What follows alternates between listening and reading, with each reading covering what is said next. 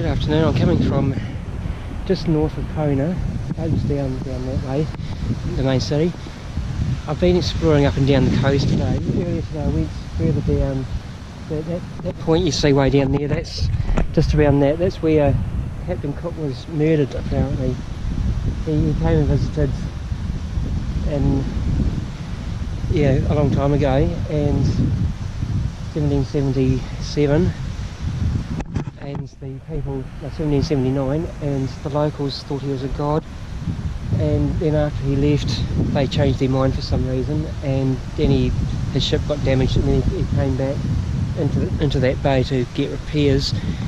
But because the people no longer believed him to be a god, they killed him and a few of his men. So that's where Captain Cook's legacy ends.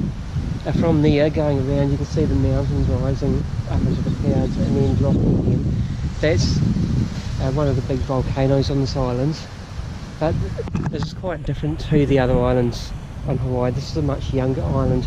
As you can see here, there's a lot of, this is actually a fairly recent lava flow, perhaps only hundreds of years old, and the vegetation is only just sort of beginning to grow back on it now, and bit of sand's come over where the grass can grow, but it's very, very, very young rock here, and and the same can be said right the way around the island, for about a 200 kilometre drive around the island, which unfortunately I'm not going to have time to do over this trip. But somewhere up there, hidden away, is Mauna Kea and Mauna Loa, two of the tallest mountains in the world.